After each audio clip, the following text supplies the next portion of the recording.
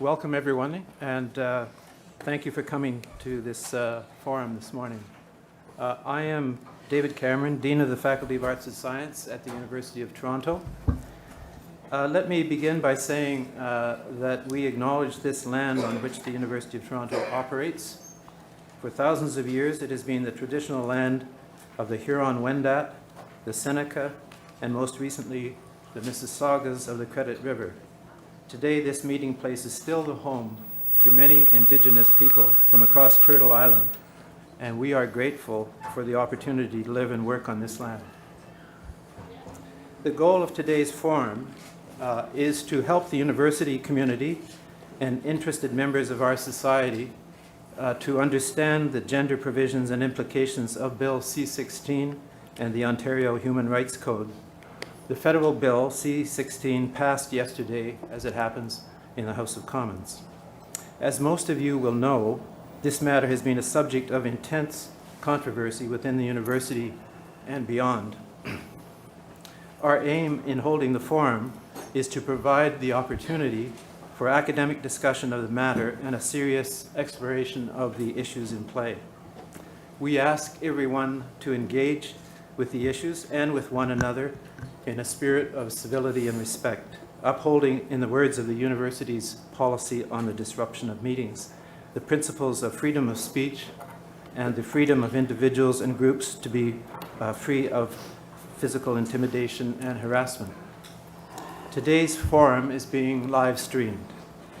Professor Mayo Moran, chair and moderator, will be outlining the procedures and the format shortly. She's just here in the seat in front of me. But first, I'd like to introduce the panelists for the academic discussion. Dr. Mary Bryson, on my far left, is a Senior Associate Dean, Administration, Faculty Affairs and Innovation, and Professor, Department of Language and Literacy Education in the Faculty of Education at the University of British Columbia. Dr. Bryson chairs the UBC Vice Presidential Trans, Two-Spirit, and Gender Diversity Task Force, and is a member of the World Professional Association for the Transgender Health Global Education Initiative. They're the recipient of multiple awards for their interdisciplinary scholarship, including most recently the American Educational Research Association Significant Body of Research Award, and a senior fellowship at Stanford University's Clayman Institute for Gender Research. At present, their CIHR-funded Cancer's Margins project is the first nationwide Canadian research study designed to advance our understanding of how sexuality and gender shape cancer health knowledge access and its mobilization in health and in treatment decision-making that's both medically and culturally competent. Brenda Kosman, in the middle, is a professor of law and the director of the Bonham Centre for Sexual Diversity Studies at the University of Toronto. She is a fellow of the Royal Society of Canada and a recipient of the Mandel Medal awarded by the Attorney General of Ontario for contributions to letters and law. Professor Crossman's teaching and scholarly interests include family law, law and sexuality, human rights, censorship, and freedom of expression. Her book, Sexual Citizens, The Legal and Cultural Regulation of Sex and Belonging, was published by Stanford University Press in 2007. Professor Kosman's other publications include the co-authored Bad Attitudes on Trial, Pornography, Feminism, and the Butler Decision, and Censorship in the Arts. Jordan Peterson, my immediate left, is a professor of psychology at the University of Toronto and a clinical psychologist. With his students and colleagues, Professor Peterson has published more than 100 scientific papers on a wide range of topics in social psychology. He's the author of Maps of Meaning, The Architecture of Belief, a book which also forms the basis of one of his U of T classes. He's presented many of his lectures online, including The Virtue of Necessity, More recently, he has released a 3-part online series entitled Professor Against Political Correctness. This morning's forum will be moderated by Professor Mayo Moran, the Provost and Vice Chancellor of the Trinity College and a law professor and former Dean of the U of T Law School. She writes about legal theory and problems of responsibility, including a book on the reasonable person published by Oxford University Press. She is currently writing about the problem of the past. Provost Moran has done policy work on issues ranging from how to protect public participation in policy debates to accessibility, sexual violence, and residential schools. She teaches a course called 10 Cases That Changed the World. It's a course I'd like to take, that was recently listed by Maclean's magazine as one of U of T's cool courses. I thought cool was old-fashioned now, but there you go. The Faculty of Arts and Science at the University of Toronto then is very grateful to all of the panelists for agreeing to take part in this morning's forum. And I would like now to call on Professor Moran to briefly describe the format of today's discussion. Professor Moran.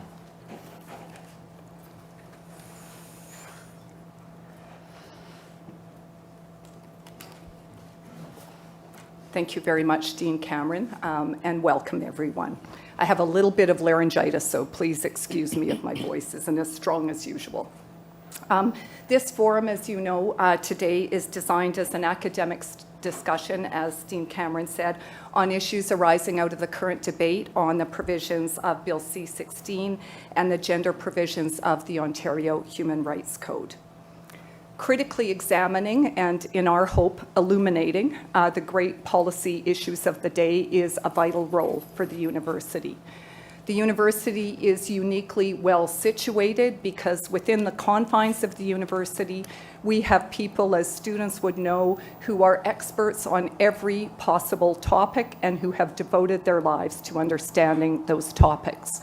So the university is probably the best possible place to debate the great issues of the day, the issues that are causing controversy and discussion, and to critically examine the public arguments in light of fact and reason. And that is the spirit in which we gather here today. So thank you for joining us, and thank you to our panelists. In doing that, in pursuing that mission, as Dean Cameron said, we seek to further the twin principles of the university of open dialogue and also tolerance. We acknowledge, of course, that sometimes those principles are in tension with each other, but respect for both is absolutely critical to the mission of the university. I would like to begin by acknowledging that the subject matter that we're discussing today may be difficult, and that audience members and indeed participants will have strong feelings about the subject matter that we're discussing. We have arranged for support for anyone who would like it just outside the room. And bearing in mind the nature of the discussion that we're having and our objectives, which are to illuminate, discuss, and understand, I would ask that members of the audience, even if you don't agree with some of the speakers, to please allow them to voice their opinions. There will be time for questions at the end. I'd now like to just say a couple of things about how we plan to, how we constructed the forum, which we did in dialogue with the participants. So we're going to begin by having, it'll be 100 minutes long, and the first segment will discuss the provisions of Bill C16 in the Ontario Human Rights Code, and will focus especially on freedom of expression and human rights law. In that first segment, we will begin with Professor Peterson, who will speak for 10 minutes, followed by Professor Kosman, who will speak for 10 minutes. And we do have a timekeeper. Can you wave your hand? There we go. Just to ensure, we're trying to make sure, obviously, we know there's lots to say on these topics. We're going to try to make sure that we've divided the time up and allocated it as fairly as possible. In the second segment of this discussion, we're again focusing on C16 on the Ontario Human Rights Code. We'll focus more on academic freedom, gender diversity, and the implications for scholarship and teaching. In that segment, Professor Peterson will again begin, and Professor Bryson will follow, and they will have 10 minutes each. Following that, I will have a short period to just ask some clarifying questions of the speakers. And I've agreed with the speakers that we'll keep answers to 3 minutes each. I won't ask questions that are longer than 3 minutes, just again in an effort to ensure that we have as much opportunity to air some of the issues that people might be thinking about as possible. Following that, we'll have 30 minutes for questions from the audience. You can see up here that you can email questions to that email address. If you don't have email here, we have pencil and paper, and people will go around and gather questions. And then we'll have some people curate the questions and bring them back to me, and I will ask them again in an effort to get as many of the issues as possible on the table. And the speakers have all agreed kindly, again, that they'll keep their answers to 3 minutes each. So thank you all very much, and with that, I would like to begin, and I will ask Professor Peterson to start. Thank you. Thanks. So I'd like, if you wouldn't mind, I'd like the audience to do something with me. The first thing I'd like them to do, if you would, is if all the women in the audience would stand up, that would be much appreciated.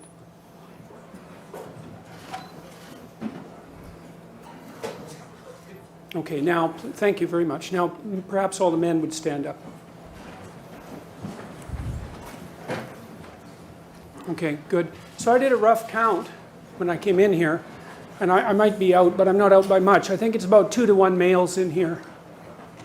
And I thought I'd point that out because it's kind of interesting to me because I'm a personality psychologist, and this debate is about ideas, and there's a personality trait called openness, which is associated with intellect and creativity. And there are pronounced gender differences in openness, such that men are higher in intellect, which encompasses interest in ideas, and women are higher in aesthetics, which encompasses interest in, well, in art and literature and that sort of thing. And it's partly for that reason that men read more nonfiction and women read more fiction. And I just wanted to point out that there was a natural gender divide that occurred automatically and without compulsion in this particular case, in the case of this debate, and that the more our society enforces its increasingly absurd demands for equity upon everyone, the less likely it is that such natural divisions will be able to manifest themselves in our society in keeping with the pronounced and deep differences between the genders. So I just thought that makes an interesting initial what would you call it, real world demonstration. So, okay, so about 2 months ago, I made these videos. I did it because I was trying to articulate my concerns for a variety of reasons. I've been keeping an eye on political correctness for a long time, and I was also very upset with the Human Resources and Equity Department's decision to make anti-racism, so-called anti-racism and anti-bias training mandatory for their staff, which I regard as an unacceptable intrusion into their staff's right to their political opinion, as well as noting that there's absolutely no evidence whatsoever that mandatory anti-racism and anti-bias training has the impact that is claimed. In fact, the empirical evidence suggests quite the contrary. When you mandate that sort of thing, you actually make people more prejudiced. It's also based on what I would say is a rather pernicious form of pseudoscience that's been promoted by social psychologists, a group that I have a fair bit of trouble with, and that's been transformed into a kind of educational fascism that has no grounding whatsoever in the empirical literature. Now, what happened as a consequence of making these videos was really quite unexpected to me. We've been trying to keep count. There's been 140 print articles published about this, whatever this is, in the last 2 months, and then dozens and dozens of YouTube videos and television interviews and radio interviews and demonstrations. Millions of people have been tuning into this online. And so obviously something's up, and I can tell you that what's up isn't only a discussion about Bill C16 and about gendered pronouns. You know, sometimes when you're having a debate or a discussion with someone that you love and you're having a little argument about something, like who's going to do the dishes or something like that, or you know how especially if you haven't been getting along very well with that person, you know how the discussion starts with something specific and then you start trading all the things that it might be about until you're arguing about, you know, the way that you behaved on your third date, you know, 10 years ago, and the whole underlying unresolved chaos of your relationship emerges through the little portal that was defined by the argument. You know, well, that's what this is about. So what the hell's going on here exactly? And why are we damn near at each other's throats? Look at what happened in the United States a week and a half ago. There's some things to talk about here, and I started to try to talk about them, and I would say that my freedom to do so was rapidly infringed upon. My career was put at risk, and I find this absolutely unacceptable because I am trying to sort this out. And believe me, you know what you call people you can't talk to? Enemies. And if we want to divide our society into armed camps of enmity, all we have to do is keep doing what we're doing. And I would recommend that we don't do this. I've studied authoritarianism for a very long time. I know what happens when things get out of control, and it can happen extraordinarily rapidly. And I would say we're on the cusp of that. And so we need to start talking and listening. And when you talk, it doesn't mean you're right. It doesn't mean you're correct, right? It means you're trying to articulate and formulate your thoughts like the boneheaded moron that you are. And you're going to stumble around idiotically because what the hell do you know? You're full of biases and you're ignorant and you can't speak very well and you're over emotional. And you know, you've got just problems that you can hardly even imagine that are interfering with your ability to state something clear. And so what you do is you do your best to say what you mean, and then you listen to other people tell you why you're a blithering idiot, and hopefully you can correct yourself to some degree as a consequence of listening to them. And you see, that's what free speech is about, because you have to, it isn't just that people can organize themselves and their societies by thinking. You can't do that because there's only one of you. What you have to do is you have to articulate your thoughts in a public forum so that other people can attack you, and hopefully in a corrective manner. And then you want to, you know, step back a little bit and think, okay, well, you know, I was a little arrogant there and I was a little over emotional there and I didn't get that quite right, and maybe I'm outright biased on that front. And you want to correct what you say, because then you correct how you are, and then you correct how you act in life, and then you correct your society. And to the degree that we limit freedom of expression, we put all of that at risk. You know, I'm a clinical psychologist, and one of the things, there's two things that we kind of know about why clinical psychology works, and one is that people get stronger if they voluntarily expose themselves to things they're afraid of and that they're disgusted by. It's a hallmark of clinical psychotherapy, and I would say it's also the defining characteristic of appropriate human adaptation, right? Is that you have to confront the chaotic things that you don't understand and then learn to master them and articulate them. And the other is that clinical psychotherapy works because people can come, say, into my office and they can say whatever they have to say, no matter how incoherent it is or how psychotic it is or how overbearing it is or confused or jumbled. And sometimes it takes my clients months or years of continual conversation just to start to untie the hundreds of thousands of knots that have been badly tied in their minds. So, and that's partly why I don't believe that freedom of speech is just another value. I think that's preposterous. I think that if you claim that, then you know nothing about Western civilization and history. Is freedom of speech is not just another principle. It's the mechanism by which we keep our psyches and our societies organized, and we have to be unbelievably careful about infringing upon that, because we're infringing upon the process by which we keep chaos and order balanced, you know. And if chaos and order go out of balance, then all hell breaks loose, and the situation is not good. And we've seen that happen many, many times in the 20th century, right? Since the late 1800s, our societies, Western societies, have been careening madly between the hyper-repressive order of the radical right and the absolute devouring chaos of the radical left. We've become unmoored. We've lost our bearings.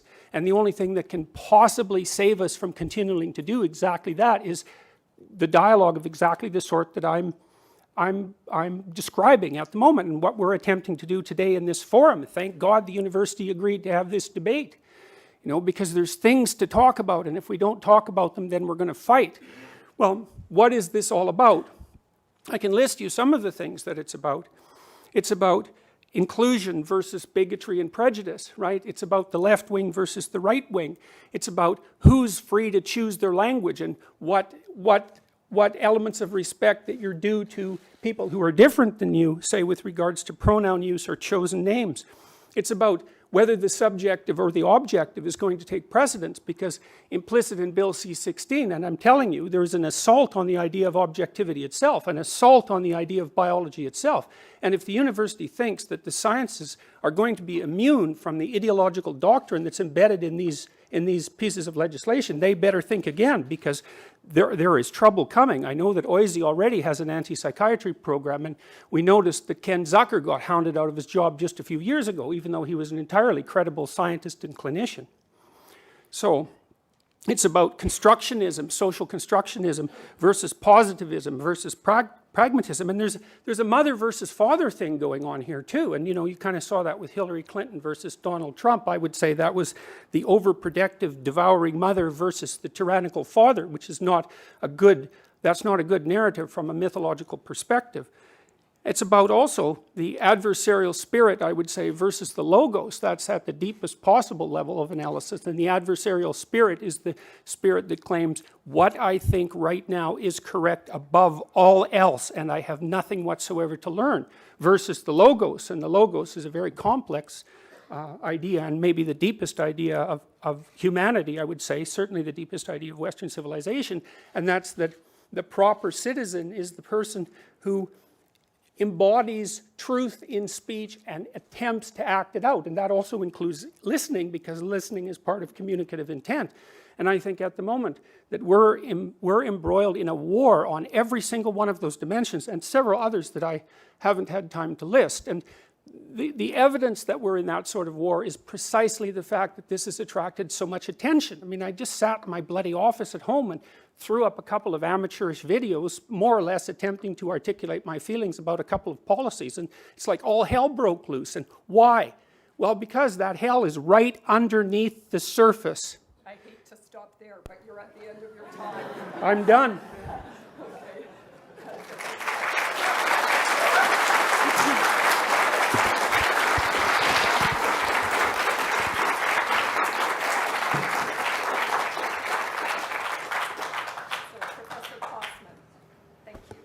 Thank you, Professor Moran, Provost Moran. I'd like to start by saying that I'm delighted to be here today, except that I'm not. And I'd like to start by saying how much I support and respect all those faculty, staff, and students who are boycotting today's event. I think that that is also a very important form of speech. A couple days ago, the Oxford English Dictionary announced the word of the year, and it's post-truth. It's relating to or denoting circumstances in which objective facts are less influential in shaping public opinion than appeals to emotion and personal belief. So I worry about the ways that post-truth claims have been affecting public discussions around Bill C16, around the Ontario Human Rights Code, and around freedom of expression. There have been some profound...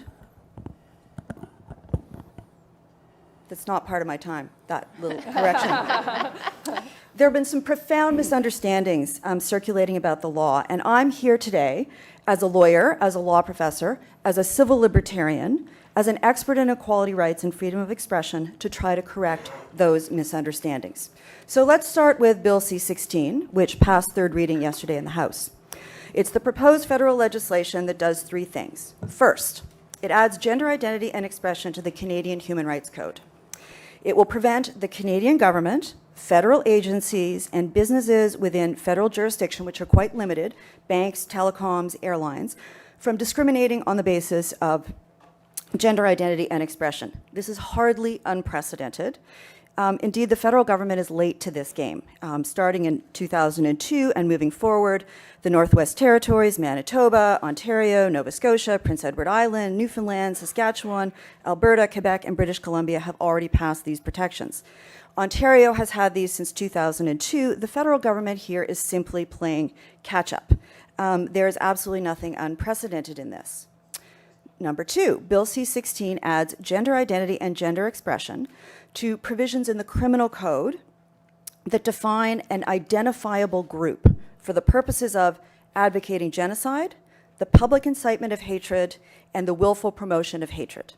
So how might these provisions affect the use of pronouns? And do these provisions in any way criminalize the use or misuse of pronouns? Not even close. First, it is absolutely not advocating genocide. Now, unless one wants to start talking about we should kill all the X's, then that's advocating genocide. But pronoun use, nowhere close. Public incitement of hatred. Well, the provisions of the criminal code requires that the incitement is likely to lead to a breach of the peace. Now, does that sound subjective? Well, the Supreme Court of Canada has said there's a very clear definition. The threshold is violence. In fact, there has to be personal violence. It is an extremely high threshold. And again, the misuse of pronouns doesn't come anywhere close. Finally, the willful promotion of hatred, so-called hate speech provisions. Now, hate speech provisions in the criminal code have a very, very high threshold. The Supreme Court of Canada has repeatedly defined hate speech as only including the most extreme forms of speech. The court has said over and over again, and I quote, it is, quote, the unusually strong and deep felt emotions of vilification and detestation. The court has said it is not disdain, it is not dislike, it is not offense. Plus, something that's often lost, hate speech criminal charges cannot be laid without the approval of the Attorney General. So this is a high threshold. They are very difficult charges to bring. Third, Bill C16 adds gender identity and expression to the provisions of the criminal code that deal with sentencing for hate crimes. Now here, under this particular section, 718(2)(a)(1), we tend to be concerned about numbers. Evidence that an offense is motivated by bias, prejudice, or hatred can be taken into account in sentencing. We already take a range of things into account: race, national and ethnic origin, religion, sex, age, and others. So now, evidence of hatred on the basis of gender identity and expression could be taken into account. It's important to emphasize Section 718 does not create any new offenses. It simply means that any existing offense in the criminal code, like assault or sexual assault or murder, if it's motivated by hatred, could be given an increased sentence. This has no impact on pronouns, unless, of course, an accused was misusing pronouns while assaulting, sexually assaulting, or murdering someone. In other words, there's nothing in Bill C16 that comes close to criminalizing the misuse of pronouns. Nothing. Not hate speech, not hate crime. Now let's look at the Ontario Human Rights Code. So, the Ontario Human Rights Code is a provincial law that protects individuals from discrimination in housing, employment, services, vocational associations, and contracts. It's not constitutional law, which limits government action. It's not criminal law, where the state prosecutes individuals and sends them to jail. It's a type of civil law where private individuals can sue one another. And the remedy is generally damages.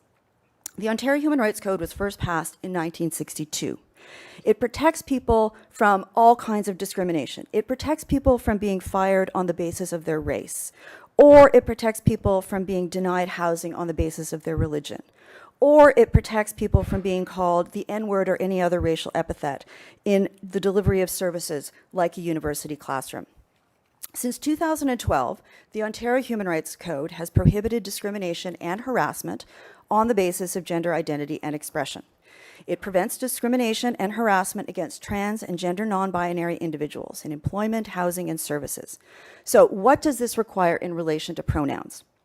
According to the Ontario Human Rights Commission's policy, section 7.4, it specifically said that refusing to refer to a person by their self-identified name or proper pronoun could constitute gender-based harassment. And as a result of some Q&As that were released yesterday by the Commission, clarifying this question of gender pronoun use, they stated the following. Refusing to refer to a trans person by their chosen name and a personal pronoun that matches their gender identity or purposely misgendering will likely be discrimination when it takes place in a social arena covered by the code, including employment, housing, services like education. What about gender-neutral pronouns? Well, the Commission has said the Ontario Human Rights Code does not require any particular gender-neutral pronoun. If in doubt, ask the person how they wish to be addressed. Use they if you don't know, or simply use their chosen name. So, what it seems to require is the use of he, she, or they. And if you don't like that, then you can always just use their name. There is no question of the 31 flavors that has been put out there that is somehow being mandated. This is about he, she, they, or if you don't like it, use a person's name. Some questions have arisen about this. Is this the first time that a law has decided what we must say as opposed to what we cannot say? No, not at all, not even close. It's not uncommon for the law to require expression. Bilingual labeling requirements on food packaging, health warnings on cigarette packages, the oath of allegiance to the Queen that must be sworn at citizenship ceremonies. Not only is forced expression not new, there's an entire chapter dedicated to it in Peter Hogg's Constitutional Law of Canada. Now, for those of you who don't know who Peter Hogg is, in law we usually we refer to him in a hushed voice. He is the leading authoritative, it is the leading authoritative text in Canadian constitutional law by Canada's preeminent constitutional scholar and lawyer. Okay, so is it constitutional? Now, are these requirements around pronouns constitutional? Does the requirement to not misgender the pronouns violate freedom of expression under Section 2B of the Canadian Charter of Rights and Freedoms? Probably it does. The Supreme Court of Canada says any restriction on speech is a prima facie violation of Section 2B. But the thing is, that's not the end of the story. The charter rights are not absolute. No charter rights are absolute. There's this whole other section in the charter called Section 1, which says that all rights and freedoms are subject to reasonable limits as are demonstrably justifiable in a free and democratic society.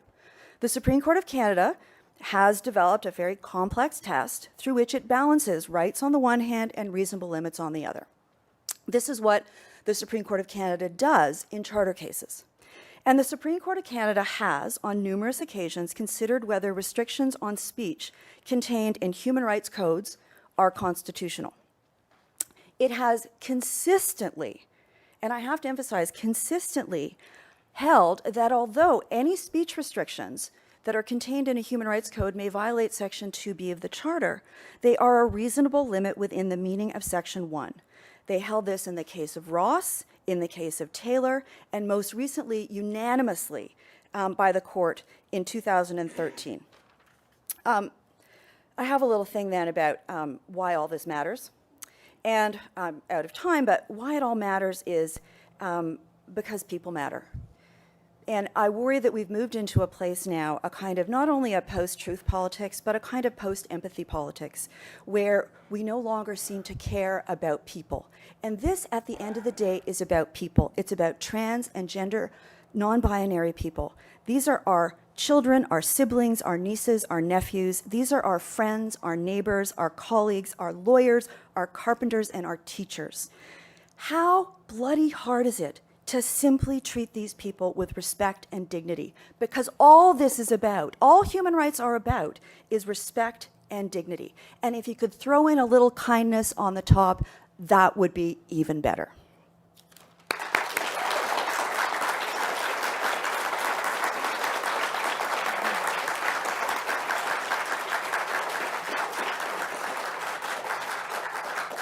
Thank you very much, Professor Kosman. And now we will go back. So remember I said after we do the first section, we're going to go back to Professor Peterson.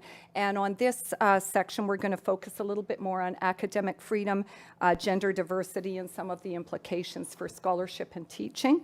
So Professor Peterson, I'd invite you to go first again. 10 minutes, we'll have our excellent timekeeper back there. Thank you.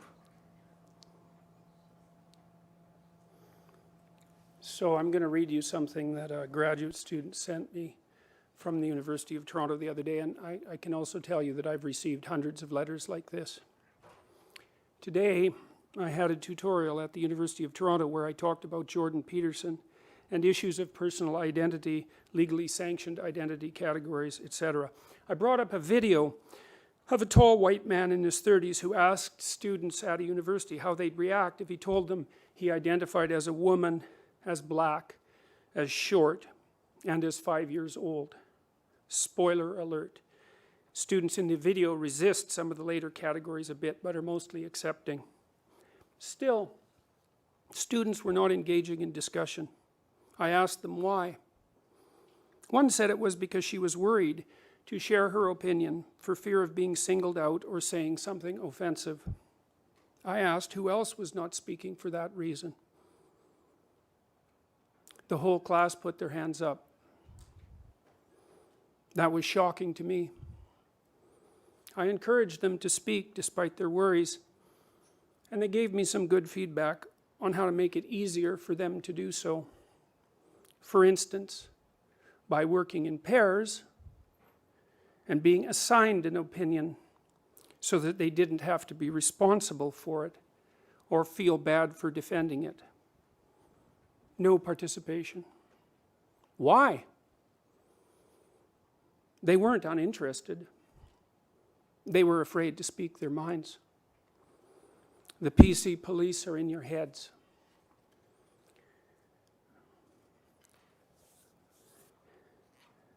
You just heard a lawyer's opinion. I have many lawyers' opinions, by the way. I'll start with lawyer one, who was the counsel to several prime ministers. He talked to me about the Human Rights Tribunal because I went and saw him 2 weeks after this all started. Human Rights Tribunal is a kangaroo court, in my opinion, and it should be abolished as fast as possible. It's one of the many institutions in Canada that pose a threat to your freedom that is of almost unimaginable proportions. Here's what this top lawyer told me. If I'm taken in front of the Human Rights Tribunal, it will cost me $250,000. I will pay the legal costs for my opponents, and I will lose. He said, go back to your safe little life and shut your mouth. Second lawyer told me, my critique of the Ontario Human Rights Commission is spot on. And absent the Charter of Rights and Freedoms, which has these contradictions built into it that you just heard described, much of what I was saying was illegal and has been illegal since 2012. Lawyer 3 told me that if I breached a tribunal order, so imagine I was taken in front of the Human Rights Tribunal and I was fined and then I refused to pay the fine, which I've stated that I would do. That equals contempt of court, which inevitably means jail until the contempt is purged. He told me the social justice tribunals, and that's the technical name of these essentially extrajudicial bodies in Ontario, by the way, the social justice tribunals, so the PC authoritarian types aren't even trying to hide their terminology anymore. The social justice tribunals and the SJWs, social justice warriors who staff them, have a rogue nature. They can search your house without a warrant. They can use secret hearings. There are no rules of evidence, and the judges are unaccountable. Your worst fears of the effect of a poorly written law will manifest in that environment. The SJWs say only the worst of the worst will get punished. Think again, with them at the helm, anything can and does happen. But those are legal opinions. Let's look at a real world case. Let's look at what happened when I made my videos. Let's look at how the university responded, because I can tell you, in the video I said, look, what I'm doing is probably illegal, and worse, my employer is legally responsible for it, because that's built into the codes as well. So by the way, if you're an employer, you're responsible for everything that your employees say, and everything that anybody interprets what they said as being, whether it's unintentional or intentional, whether or not a complaint has been made. So just think about that. Anyways, October 3rd, the university said, like all members of the university community, I have an obligation to comply with the law, including the provisions of the Ontario Human Rights Code. Their policy with regards to workplace harassment, which the university implied that I was engaging in a course of vexatious comment or conduct, where the course of comment or conduct is known, or ought reasonably be known, to be unwelcome. That was the October 3rd letter, which was sent to me within 1 week of posting my videos. And it was the first. So what happened essentially was the university reviewed what I had done, and then they reviewed the policies as laid out on the Ontario Human Rights Commission website, where you guys can all go read them, by the way, and then you can decide if the legal information that you were just provided with is in any degree whatsoever accurate, because I would say it isn't.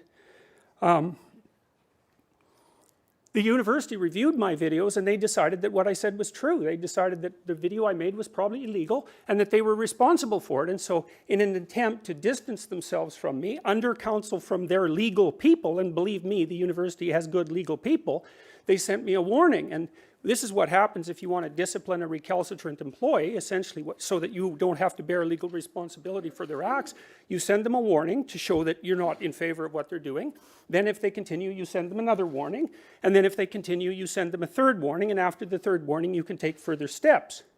Now, I pointed out to the university at one point when we were discussing how this forum was going to proceed, that perhaps it would be in their best interests to not support the people who are trying to stop me from talking, but instead to support me legally and, if necessary, to take this all the way to the Supreme Court, and the university said categorically that they would not do that. So I would say, when it comes to the contradictory provisions that are in the Canadian Charter of Rights and Freedoms, and so we might say roughly equality versus freedom of speech, the university decided which side they're going to go down on. And you know, people tell you all the time that this has to do with compassion, you know, and it's obviously the case that all of the compassion in this discussion is on the side of the people who are encouraging their listeners to play victim and perpetrator. And I can tell you, as a psychoanalytically oriented psychologist, that there's nothing more horrible for children and developing people than an excessive compassion, right? That's the standard Freudian devouring mother. And if you want a little archetype to go along with that, I suppose most of you have seen The Little Mermaid. Remember Ursula? Ursula wants to put King Poseidon's soul in a little jar in her collection, and she wants to take away Ariel's voice so she can't establish herself as a conscious being in the world. And I would suggest very strongly that all these people that continually talk to you about compassion do not, in the least, have your best interests in mind. And there are far more virtues and values than an excessive pity for people. You know, you don't want to pity your children even. You want to encourage them to develop in a strong and forthright manner so that they can go out and take on the world. And an excess of compassion just ensures that when they're 40, they're going to be living in your basement, plotting evil routines about the world because their ability to manifest themselves as successful beings has been absolutely compromised. And I think that we're seeing this played out. We're seeing this played out in society. And I think it's absolutely horrifying. So on October 18th, the university mentioned to me in another warning letter that if personal pronouns are being used, the refusal to use the personal pronoun that is an expression of the person's gender identity can constitute discrimination. So now you see what's happened is that I haven't refused to use someone's gender-neutral pronouns. I said that I would refuse. So it's not even the refusal itself that's producing the letters. It's my declared intent to engage in the refusal. And as far as I was concerned, what I was essentially doing was criticizing a piece of legislation that had not yet been passed. But the university's legal department decided that all that was sufficient for them to distance themselves from me and to engage in disciplinary activity. So, and then with regards to these human rights tribunals where all this stuff would be sorted out, it's like those places destroy your reputation and destroy you financially. And can they put you in jail? Well, it's a complicated argument in some sense, but I can tell you that if you refuse to pay the fines, that's the next step. So I think you're being sold a bill of goods here about how benevolent the intent of Bill C16 is. And I also know, because another lawyer told me that because I suspected that the Ontario Human Rights Commission people were behind all of this legislation, essentially speaking, in Canada. And that's actually the case because the federal people have indicated that these policies will be interpreted in accordance with the Ontario Human Rights Commission's policies online. And so you guys should go read those because those are not fun. And I would say that they pose an incredible threat to your liberty. And it's all done under the guise of compassion. It's like, I don't consider myself a particularly compassionate person, let's say. I think I'm more compassionate than I should be for my own well-being. But I can tell you that that is not the only virtue. And people who keep pushing that on you are making a massive mistake. And they're infantilizing you. And they're terrifying people in the university community, as you can tell by the letter that I just read. And I've received dozens of letters like that. People are afraid to say anything because they're going to get targeted. And if you wonder or not if that's true, then just think about what happened to me. And ask yourself if it's true. Good enough. Thank you.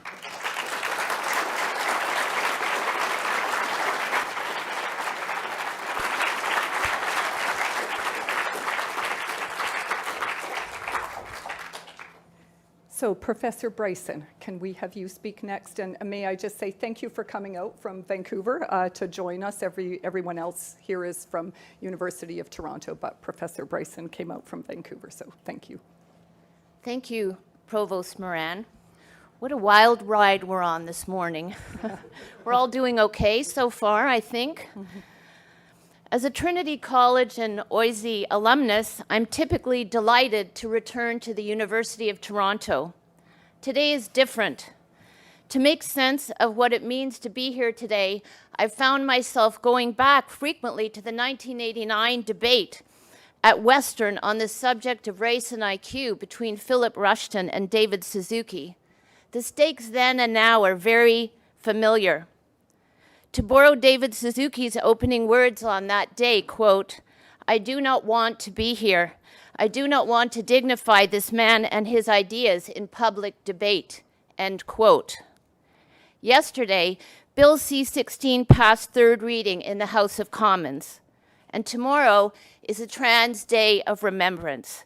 If you only hear this, know that I am unwavering in my belief that the fundamental rights to safety and the humanity of trans and non-binary people are not up for debate.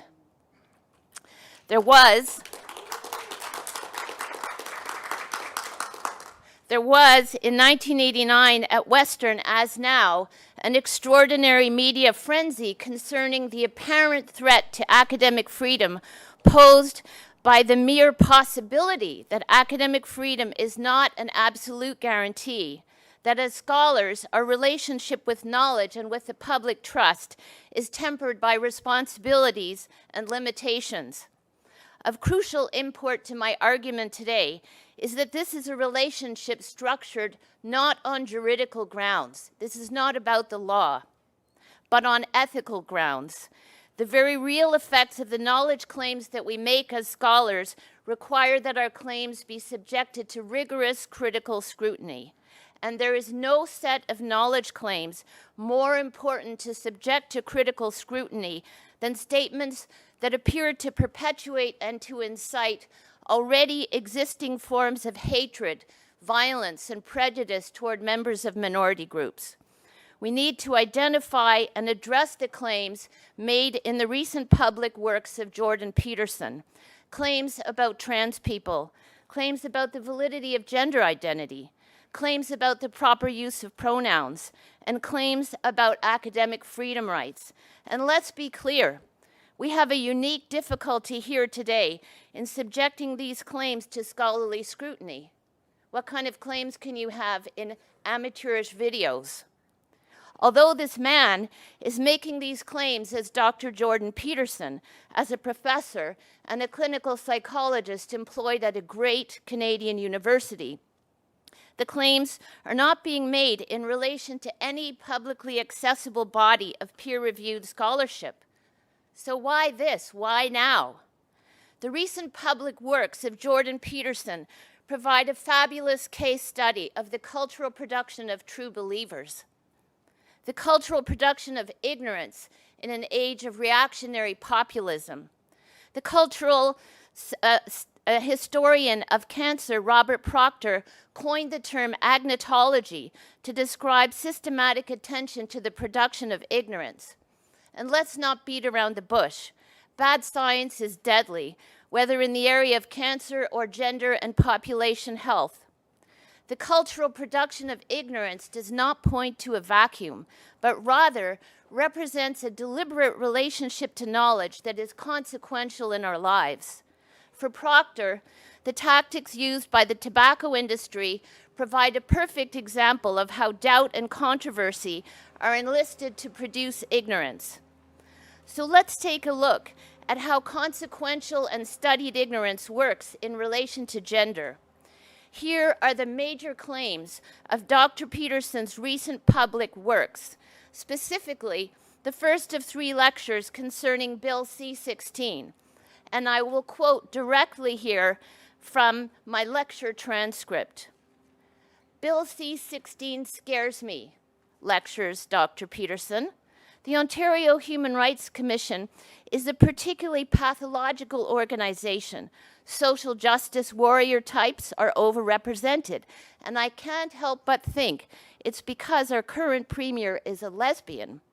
And the LGBT community has become extraordinarily good at organizing themselves and has a fairly pronounced and very, very sophisticated radical fringe." I'll carry on. And I quote, "Gender identity and gender expression are not valid ideas. They're not true. There's no evidence for it. I don't know what the options are if you don't identify as a man or a woman. There's an idea that there's a gender spectrum. I think it's an ill-informed opinion," end quote.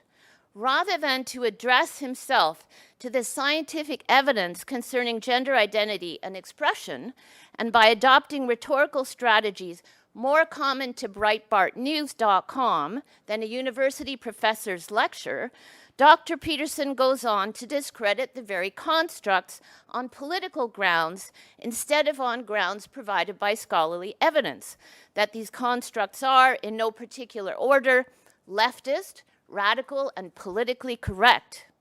On the subject of pronouns and gender expression, Dr. Peterson is emphatic that, quote, "I don't recognize another person's right to determine what pronouns I use to address them. I won't do it." For the vast majority of people, he goes on to say, gender identity and sexual orientation, and I guess he means sex, are the same thing, end quote.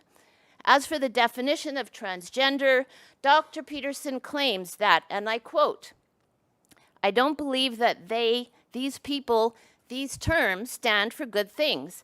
I think that these people use these terms as a pretense that they stand for good things, as a pretext for them to continue their nefarious activities," end quote. Well, this is hardly the stuff of academic scholarship. I'm a member of the Global Education Initiative of the World Professional Association for Transgender Health, and I can tell you without a shred of doubt that there is no link between the public claims made by Professor Jordan Peterson about gender generally and transgender specifically, and a body of easily accessible peer-reviewed scholarship. This body of peer-reviewed research knowledge provides conclusive evidence that whereas anatomical sex is perhaps dimorphically categorical, and that's only if we choose to ignore intersex, that secondary sex characteristics cannot be argued simplistically to be determined by chromosomal sex, and that there is highly significant diversity in gender identity and expression, which exists on a continuum that reveals persistent differences that cannot be explained by sex assigned at birth.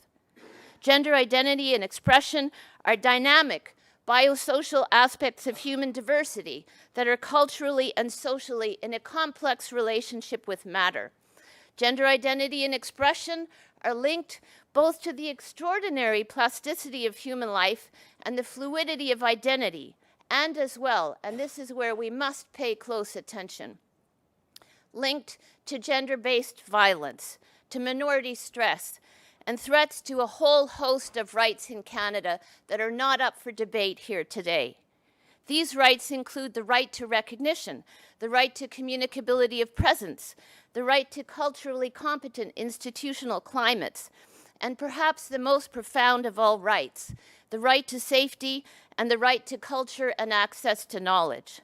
Whereas almost all the media attention on the Jordan Peterson affair has focused on the possible threat to his academic freedom, I want to focus instead on the ethical significance of an academic's total dereliction of academic responsibility.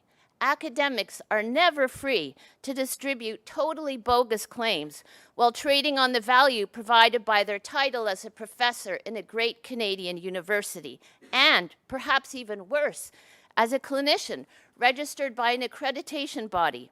Quite the contrary. Every faculty member takes on academic responsibilities that embody an ethical commitment, which is precisely not responsibilities required by the law.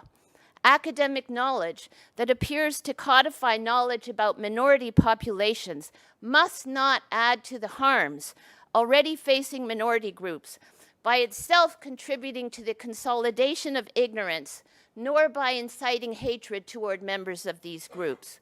Faced with Philip Rushton's perpetuation of racist assumptions in his research on race and IQ in the 1989 debate, David Suzuki concludes that one can only infer, quote, "He is either grossly ignorant or deliberately mischievous. Either way, what is required is action by scientists and academics. His claims must be denounced. This is not science," end quote. Surely, The deliberate production of ignorance concerning a precarious minority group constitutes evidence of the most unethical abnegation of the responsibility of academics to contribute to human well-being, collective intelligence, flourishing, and the survival of planetary life. The institution of the public university cannot and must not sanction ignorance. And most emphatically, we must denounce the deliberate cultural production of ignorance. We can and we must do better. And we must do better, not because it is prescribed by the law, but because we have an ethical commitment to contribute to the advancement of knowledge in a democratic society. Thank you.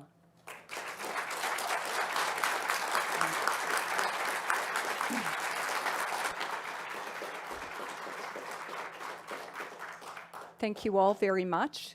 And so now I'm going to just ask a few questions of clarification. We'll go more or less in the order that the speakers went. And then, as I indicated, there are questions from the audience. You can email them. The address is there.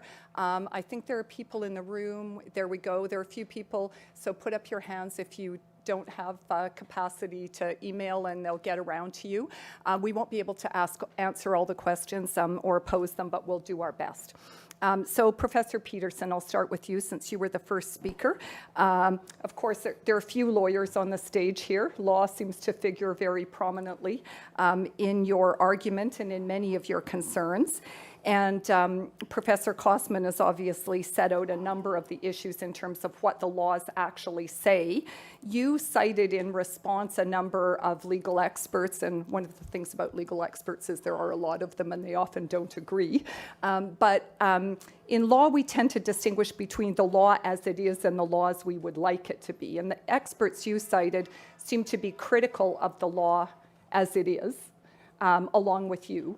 But does Professor Kosman's outlining of some of the elements of C16 in particular, does that give you any comfort? Does it allay any of your concerns that it really focuses on the advocacy of genocide or the commission of hate crimes, and that those kinds of things are probably the sort of restrictions that most people in the room would think were reasonable restrictions? No, it doesn't give me any comfort. And the reason it doesn't give me any comfort is because, as far as I'm concerned, what this is actually about has already played itself out in my case, and I already explained that to you. I want to tell you some of the pernicious things about the legislation, and this is. And do you mean C16? Is that what you're Actually, talking I about? mean the policy guidelines that it will be interpreted within, because the legislation itself is only a couple of paragraphs, and it looks innocuous, but you know, I would say a legal doctrine is something like a virus, and it has a life. That's not what we think. If you let it go into a living system, it propagates and it has effects, and the effects are a consequence of the philosophy that's embedded inside the law. And if you really want to know about this, you should read Alexander Solzhenitsyn's Gulag Archipelago, because what he does in that book is tell you how the hypothetically humane doctrines that were embedded in radical Marxism at the end of the 1800s unfolded into Soviet society and demolished it, along with many other societies, I might point out. And he won the Nobel Prize for that for no small reason, and was regarded as one of the people who brought down the Soviet Union. And so it's a masterpiece, that book, and this is a complex issue, and to understand it, you have to do that sort of reading. But I want to tell you a little bit about what the law does, and this is with regards to its interpretation from the policy guidelines. It instantiates social constructionism into our legal system. You have to understand what that means. There's a huge debate about how human identity is upon what grounds human identity is predicated. Now, the radical social constructionists basically say that identity is nothing but a social construction, and that's in keeping with their philosophical doctrines, partly Marxist and partly postmodern. But that isn't, and that was what I was objecting to with regards to Bill C16, because it insists, do you understand this? It makes this legal doctrine that biological sex, gender identity, gender expression, and sexual orientation vary independently. And they don't. Now, the reason they don't is because 98% of people, it's 99.7% of people, by the way, at least with regards to the most credible statistics, have a gender identity that's essentially identical with their biological sex. And almost everybody who is male and female by biological sex and gender identity dresses that way, and that's what gender expression essentially is. And then if you stack those three things on top of each other, they're basically isomorphic. You can add sexual orientation to that, and 98% of people are heterosexual. So the idea that those things vary independently is absolutely preposterous.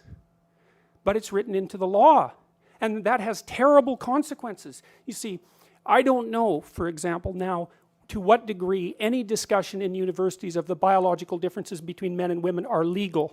And you think, oh, well, that's an exaggeration. It's like, well, I debated Nicholas Matt, I believe that was his name, a professor at the University of Toronto on TVO's The Agenda, and he said right out for everyone to hear that the scientific consensus is that there's no biological differences between men and women. And I've received letters from people who've told me that now the social justice activist types are complaining about the fact that the biologists assign biological sex to animals because it's only a social construct that we're projecting onto their being. And you know, we just heard that the chromosomal level of analysis is complex. It's not that complex. What we have is a bimodal distribution with a tiny number of exceptions, and that, by the way, is not a spectrum. You see, So these Professor words... Peterson, sorry, we're at the end. Oh, yes, okay. Yeah, you'll have other questions. No problem.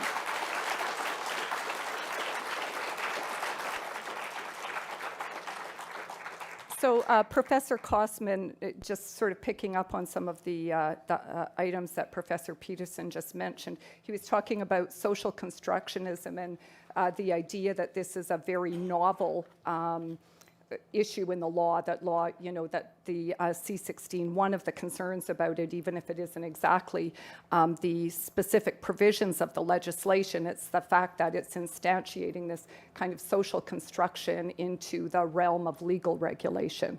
You're an expert in law. Do you have any thoughts or comments about that?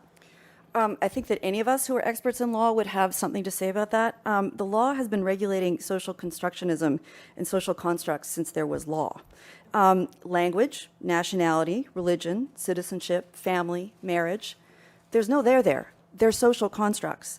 Our social constructs go to the very root of our common law tradition. Property law. Okay, sure, property exists. It's there, right? But the idea that we own it, the idea that we own property is entirely socially constructed. Intangible property, futures, contingent liabilities, where are they? I can't feel them. Where are they? They're socially constructed. These are the things that law regulates. Let me talk about one that, that Professor Peterson is quite fond of, the right to freedom of expression.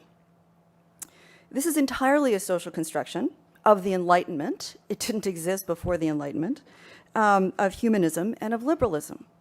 It depends on our understanding of democracy. It depends on our understanding of what a right is. It depends on our understanding of what a freedom is. And it depends on our understanding of what expression is. The idea that the law regulates social constructs is beyond irrelevant. It doesn't tell us anything about good social constructs and bad social constructs. It doesn't tell us anything about good laws versus bad laws. And one of the things that Professor Peterson seems to misunderstand is this difference between the law as it is and the law as he might like it to be. I have lots of disagreements with the law as it is, but what I've come and done here today is explain to you what the law is today. And you might criticize it, but that's just what the law is. And it disturbs me profoundly that Professor Peterson, without arguments or support, has done effectively a post-truth claim on me. He has basically said, you're wrong. There's no arguments, there's no evidence, there's no support. That my description of what the law is, as a 30-year expert in this field, is simply wrong. I don't think it's wrong. I have some opinions on maybe how the law ought to be. But what I've done is I've come and I've described how it is. There's also, I think, a very important distinction that's being missed here about the penalties that are attached to different laws. Criminal laws involve imprisonment. Civil laws involve damages and restitution. An Ontario Human Rights Commission offence will result in a financial or a non-financial penalty, such as rehiring or training. So what happens if a person refuses to pay the fine? You don't get to go to jail. I'm sorry, you don't. The mechanisms of civil enforcement come into effect. The two most common forms of enforcing judgments are seizure and sale of assets. And if your assets do not sufficiently cover the fine, then your wages will be garnished. It's about money. So yes, it's true, your assets might be seized, your income might be garnished, but you don't get to go to jail.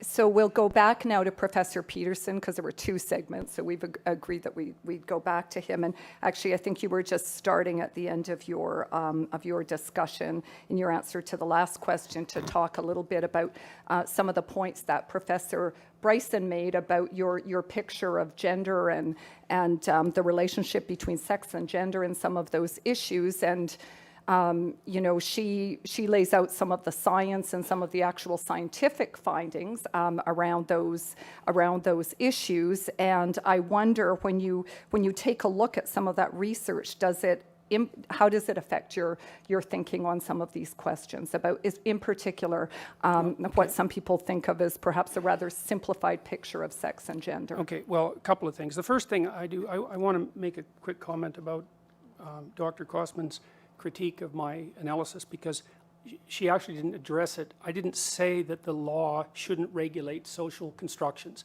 That's what the law does. That's what she said. That isn't what I said. I said that the law now builds in a social constructionist doctrine into the fabric of the law. That's not the same thing. Obviously, the law regulates property rights and all of that, and to some degree those are social constructions, although not to the degree that she claims. But this is a whole different thing. This builds in a philosophy of identity. And one of the things it builds in, for example, is the claim that identity is only subjectively defined. And that's built right in. It says that. Your identity is whatever you think it is. Well, let me tell you, as a practicing psychologist, that's absolute rubbish. Your identity, look, when children are 2 years old, that's what they think. They think that their subjective reality is everything. And what you do is you socialize them between the ages of 2 and 4 to adopt an identity that's part of a cultural negotiation. It's like your identity is part of a cultural negotiation. It's partly the game you play and partly the game that I play with you. And I have to be a voluntary participant in that. And not only is it not subjectively defined, which detaches it entirely, by the way, from the underlying biological and the underlying objective reality, making any claim you want for your subjective identity valid. The other thing it does is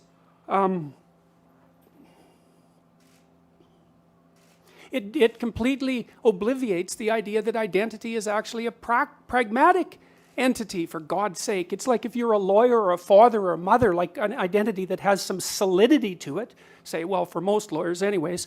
So, sorry.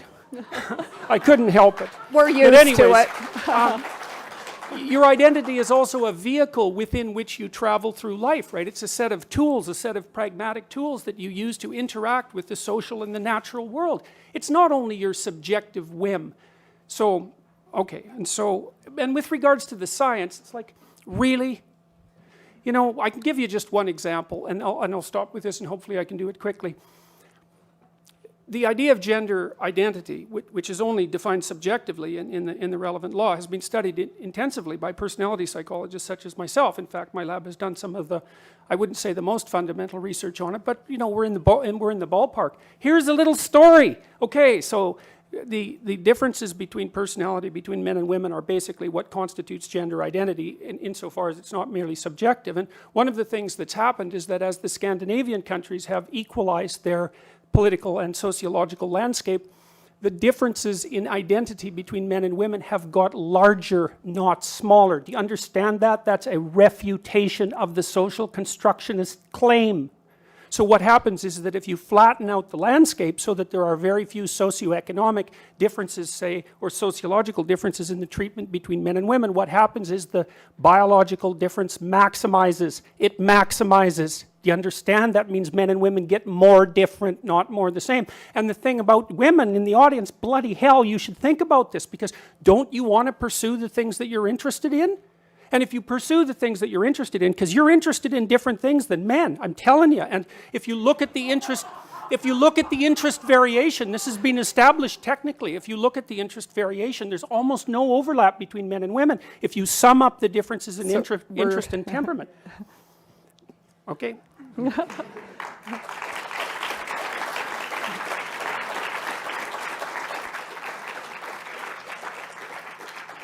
So I think that this provides perhaps a good segue back to Professor Bryson, just to talk a little bit but about some of the claims about, in particular, you know, what does some of the evidence, what does some of the, what are sort of the objective realities in this situation that we might hold on to? Well, one objective reality is what happens when you stop reading.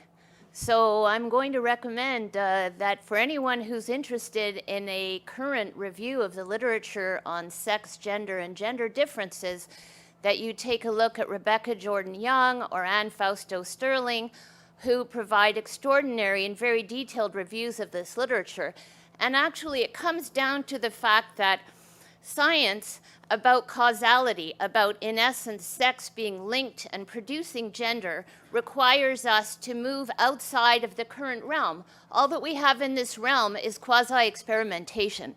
We can't actually do studies where we manipulate the chromosomal or the hormonal environment. And so since we can't remove sexism and misogyny from the production of gender, we can't actually reach conclusions about what we take to be gender differences. And so although it plays really well on the cover of People magazine, brain sex, or whatever kind of armchair science that we want to rely on for cocktail party chit-chat, this is not the stuff of nature. And by nature, I don't mean something that we take for granted. I mean the peer-reviewed academic journal. So it's really good to keep reading if you're going to be employed at a great Canadian university. Thank Point you. 2, pronouns. Let's put pronouns in some kind of context. And I think it's really helpful in going back to what Justice Minister Wilson-Raybould said yesterday following the passing of C16, and I'll quote, "It's our collective responsibility to recognize and reduce the vulnerability of transgender diverse persons to discrimination, hate crimes, and hate propaganda." And a lot of what we've been hearing here is hate propaganda. So what I want to say about pronouns is that we have to get beyond this simplistic discussion, which is either about grammatical infelicity, singular, plural, or that we should be nice to people. We actually have to deal with our responsibility in creating institutional climates that take very seriously the goal of reducing inequality. That has always been the fundamental goal of education. So at the University of British Columbia, the Trans, Two-Spirit, and Gender Diversity Task Force is looking at everything in the context of what Greta Bauer and her amazing colleagues at TransPulse call institutional and informational erasure. We're looking at housing, student health. How are trans and gender diverse students going to go to student health and get care that is both medically and culturally competent? How should we be organizing student information systems so that people can tell us their names and their pronouns? This is a technical challenge only, and we have to rise to the challenge. Thank you. So now I know there's much, much more to say, but I have some questions from the audience, so I'd like to read those, and I'll try again just to divide up the time in the questions, hopefully as fairly as possible. Professor Peterson, let's start with you. So this question says, you present your issue with Bill C16 to be that the infringement of freedom of expression regarding gender pronouns is a problem. Do you hold the same stance with other discriminatory language in the Human Rights Code, such as being able to use racist terms with regard to students? And if you believe that one of these things is a violation but not the other one, why? I'm not sure I read that out all that well, but you get the idea. Okay, well, so one thing I would like to point out before I answer that, just so you all notice, is that I have in fact been denounced today. And what I am saying has in fact been described as hate propaganda. So one thing I'd like to suggest to you, every single person in the audience, you're next. So keep it in mind. All right, so with regards to the question, well, first of all, I don't think that these issues are the same. I don't think they're the same at all. I mean, I've been thinking about the pronoun thing, you know, because one of the things that people, it put me back on my heels for a while, because the claim was basically, well, it's something like, why doesn't the mean professor just play nice and respect people by using their pronouns? And it took me like 3 weeks to unpack that, because who gets questioned about pronoun use? I don't know why the hell I use the pronouns I use. I use them because they're part of the language. I use he and she because that's what everyone uses. And so then I had to think about, well, why do we in fact use pronouns? And we use them in part for the same reason that we use other categories, and that's to simplify the world for functional purposes, roughly speaking. But then I was thinking, well, is the use of he and she a mark of respect? And the answer to that is, well, no, it's not a mark of respect. It can't be a mark of respect. What you call 4 billion people can't be a mark of respect, right? It's a mark of basic categorization. And so then the claim comes up, well, if someone wants you to use a particular pronoun, then you're disrespecting them if you don't. It's like, okay, let's think that through a bit. Well, that assumes that when I'm using he or she for people in normal parlance, that I'm actually indicating my respect for them. And that's not true. It's like, if I don't know you, I classify you generically, and basically I classify you in terms of how you present yourself publicly. I suppose that's your gender expression. And then I nail you with whatever pronoun seems to fit. It has nothing to do with respect. And besides that, you bloody well don't get to demand my respect. Why should you? You know, I mean, it's not like I respect everyone. That's a foolish thing to do. You respect people who are respectable. You know, you make value distinctions between people, and that doesn't mean you illegally discriminate against them. Those aren't the same thing. But I'm all for value judgments. If you don't buy value judgments, then why bother learning anything? Why bother doing anything? Why go from one point in your life to another if the next point isn't better in some manner? So don't tell me that I'm not respecting people when I don't use their gendered pronouns. And the other thing is, I don't buy this whole idea that the people who are putting this legislation forward are valid representatives of the trans community. That's what they say they are. We have mechanisms for deciding whether someone's a valid representative of a community, and that generally involves democratic voting. I've received at least 20 letters from transsexual people who are on my side, and by the way, 0 from others, believe it or not, who are perfectly happy with the idea of gendered pronouns. It's just they want to be the other one. Now, you can have a discussion about that, and there's lots of things to be said about it, but the idea that this community that's coming out and demanding these rights is somehow representative of this homogenous oppressed minority, I think is rubbish. Well, that leads us to our next question.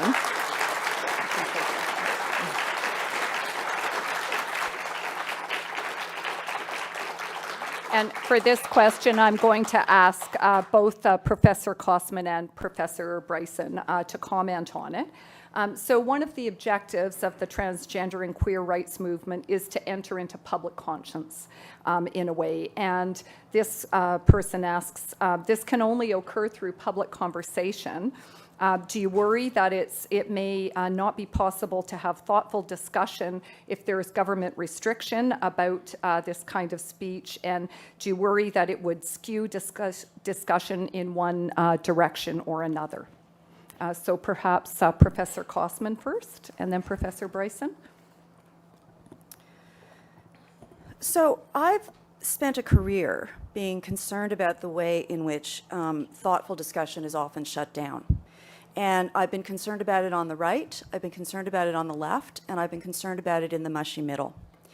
And I think that Professor Peterson has actually performed some of this today, insofar as he just said that he was denounced here today and that they're going to come for you next.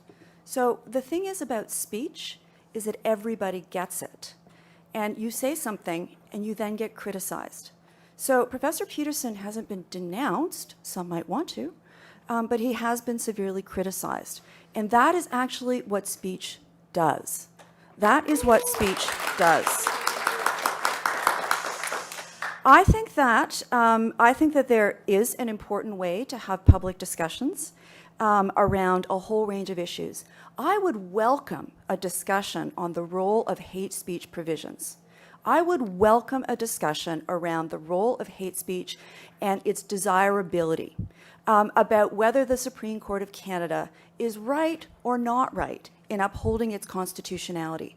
But I would like to have that debate with someone who is knowledgeable about the law.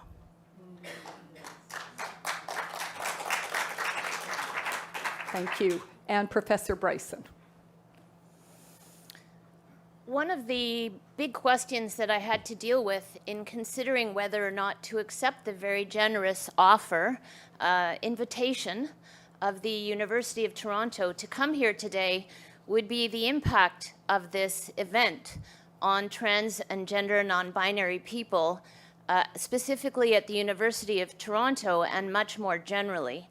And so, whereas I would say that I recognize practices of peer review, and practices of peer review are not denouncement. Practices of peer review are practices that we utilize to make assessments about knowledge claims, whereas I would fully appreciate being able to enter into a discussion about gender and gender identity and issues around trans culture as a means of practicing peer review. I think the difficulty that we've had, and we've managed to reproduce this difficulty here today, characterized just now by Dr. Peterson as simplifying the world for functional purposes. Simplifying the world for functional purposes is not what I recognize to be academic practice. This is not how we relate to knowledge.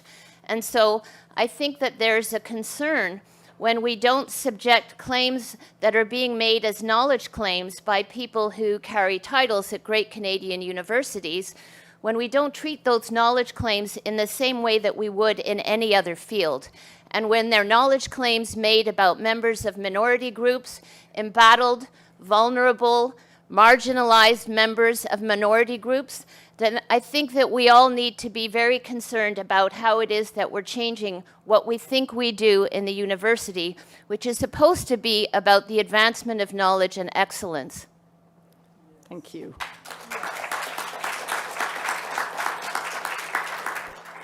So sort of a slightly different line, but back to you, Professor Peterson, again from the audience. As a clinical psychologist, is Professor Peterson, as a clinical psychologist, refusing to acknowledge how damaging it could potentially be to an individual to disregard their identity? The first thing I would like to say to Mary Bryson is that this is an invitation. If she would like to debate, the relationship between biology and gender identity, I'm extending her an invitation to do so. I'm sure that any number of student groups would be more than happy to host it, and I'll put my knowledge of the peer-reviewed literature against her knowledge of the peer-reviewed literature. Let's go to the question, though. Identity is a very complicated thing, and when I engage in clinical discussions with my clients, it's all about their identity. And so the idea that it's a very difficult question to even engage with, because I don't understand it.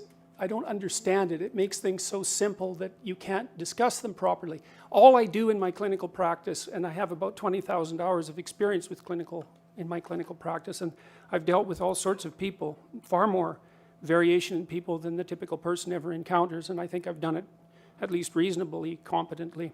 All my discussions with people in my clinical practice are about their identity, given the definition of identity that I brought forth, how they feel about themselves, how they conceptualize themselves, because those are two different things, how that plays out in their interactions with other people, and what the functional significance of that is. And I'm going to say forthrightly, well, two things. One is that I don't believe that any of my clients have had cause to worry about my interpretation of their identity, because what I do in my practice is help them discover what that is. I'm seriously not interested in imposing any ideas of identity onto someone, because I I can't do that. I don't know what the right vehicle is for you to travel through life. What I can help you do is articulate your concerns. I can ask you questions where I see contradictions in your self-articulation. I can help you make plans for the future. And I've helped thousands and thousands and thousands of people, by the way, make plans for the future with the stuff that I do online. And so I'm helping people build a genuine identity. Well, and that's what I do. So that's the answer to that question, and I think I do it well. I mean, in stuff we've done from a research perspective with the Future Authoring Program, which I offered to people free a week and a half ago to help them catalyze their identities, we've helped 5,000 university students increase their grade point average 20% and decrease their dropout by the same. And the biggest effect has been with men and non-Western ethnic minority students who've accelerated their performance up beyond the range of the normal for the dominant culture. A pure psychological intervention, I might say, and not a sociological intervention. So I'm perfectly willing to stack my record on identity formulation up against anyone's. And I should also point out that I think where I'm most vulnerable in this entire debate, and I expect this will happen, and there's already been noise about it on the Ontario Psychological Association website, I think they'll probably come after my clinical license. So that'd be my guess. So I think we might be straying a little away from Yeah. the question now, so just thank you. No, we're not, because that question involved my clinical practice. I'm not straying a bit. That involved my clinical practice, and there was a reason that the question was posed. So I'm not straying. Thank you.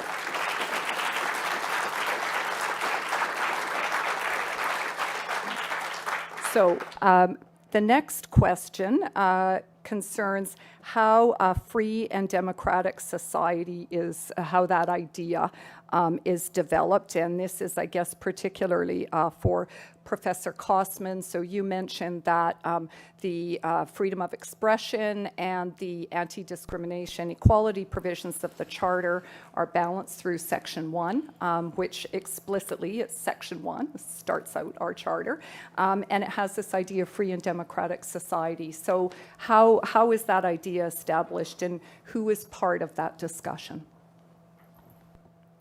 So the language of Section 1 is that all rights and freedoms contained in the Charter are subject to such reasonable limits as are demonstrably justifiable in a free and democratic society. So, I didn't write those, right? Wasn't me. It was a whole bunch of folks back in the late 70s and the early 1980s where there was constitutional committees that decided what the Canadian Constitution would be. It was Parliament, it was the Senate, it was all the provinces, with the exception of Quebec, of course, that came to an agreement that the Constitution would be our highest form of law. And it's also important, there's a lot of misunderstanding around the Constitution. So the Constitution only restricts government action. It is not what's at play here in terms of universities. In fact, the Charter doesn't actually apply to universities. Human rights codes do, but the Charter does not. And so the courts, from the very early times of when the Supreme Court of Canada, when it had to start interpret all the Charter rights, there's Section 2B, that's freedom of expression, there's freedom of religion, there's the right to be free from unreasonable search and seizure, there's the right to life, liberty, and security of the person, there's the right to equality before the law. The Supreme Court of Canada developed a test whereby it said it was going to figure out how to balance rights. And so, if you have a violation of Section 2B, freedom of expression, which is quite a low bar, anything that restricts speech is considered to be a violation of that right. You then move to Section 1. And the court, in a very early case called the Oakes case, developed a test whereby it does that balancing. First, it looks to see whether there are any pressing and substantial objectives in the government legislation that actually is limiting those rights. It then looks at if there are pressing and substantial objectives, and often in the context of hate speech, for example, that is about preventing discrimination, but there's many others as well. It then looks to see whether the violation of the speech is proportionate to the pressing and substantial government objective. And there are many, many legal steps along the way here. It's complicated. There are lots of steps. And it is the Supreme Court of Canada that does this. It is the Supreme Court of Canada that defines and ultimately decides how we balance those rights. Thank you. So another question for Professor Peterson. Why do you feel that someone's personal gender identity and pronouns infringes your free speech? Can one not also argue, based on your interpretation, that professors can use racial slurs in their classroom and that the inability to do so would violate their freedom of speech? Well, that's pretty much the same question, I think.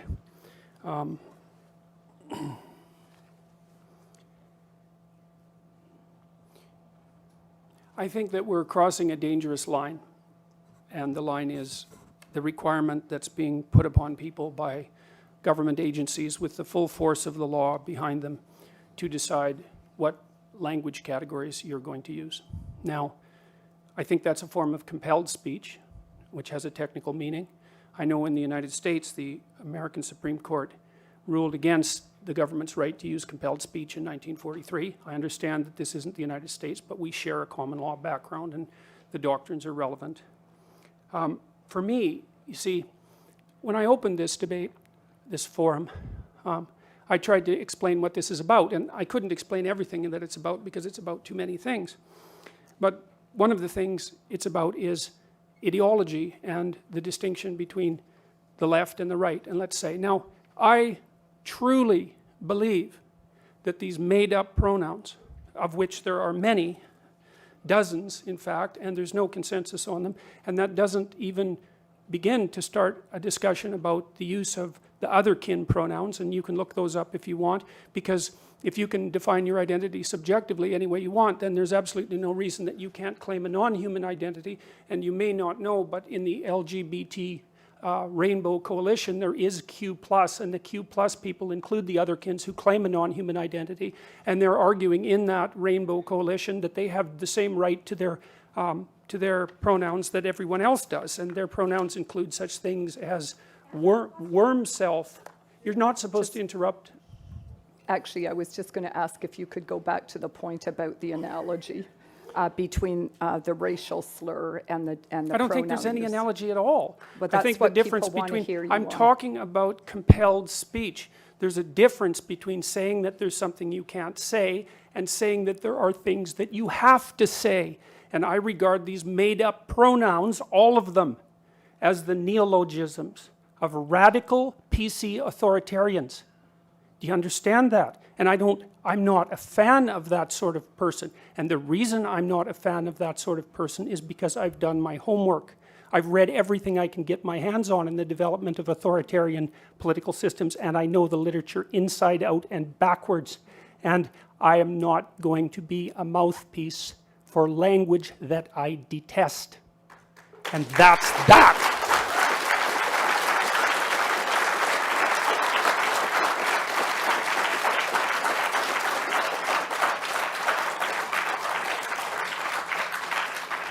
So we have one question left, and I'm going to, and it's for Professor Bryson.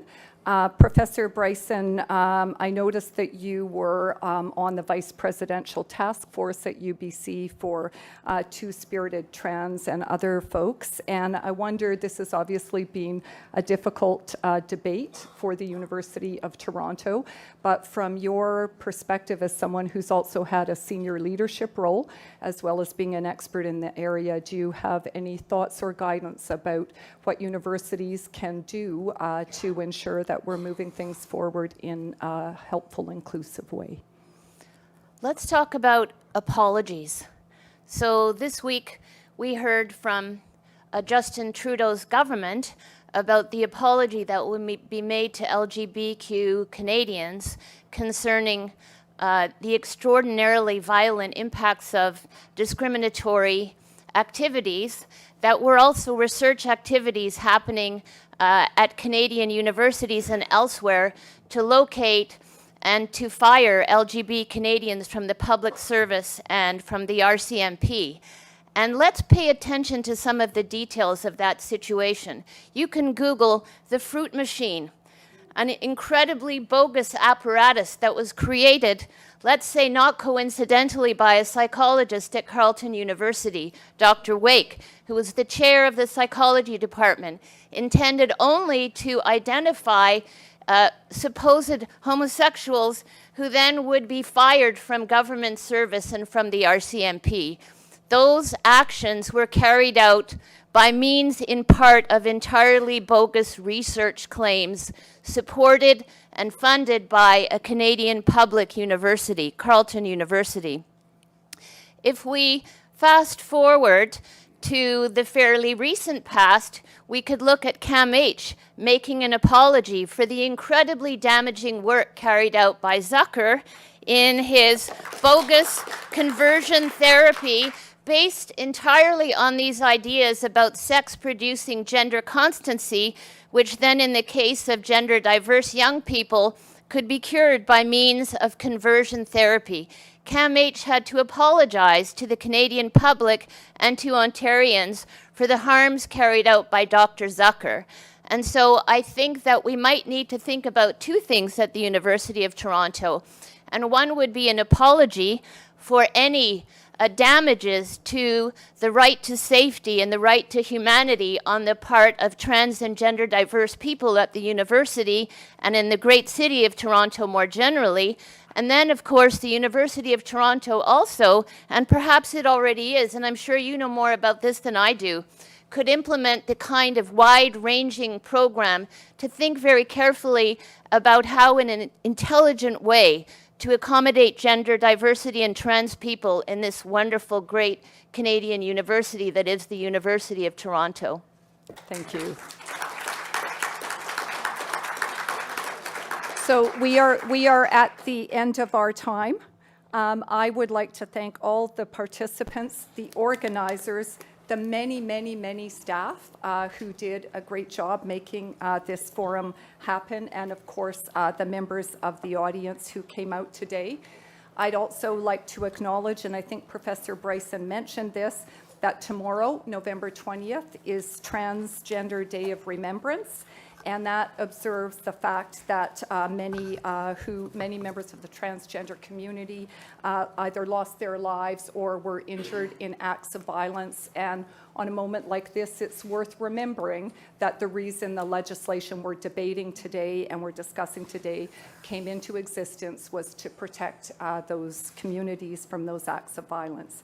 The 519 at 519 Church Street has a number of activities, and the U of T Sexual and Gender Diversity Office also does. I wasn't sure what to expect today, I have to say, coming in as moderator, but I just want to thank everyone once again for the discussion, and hope, as we said, that some illumination has happened, which is, after all, what we seek to do in the university. Thank you.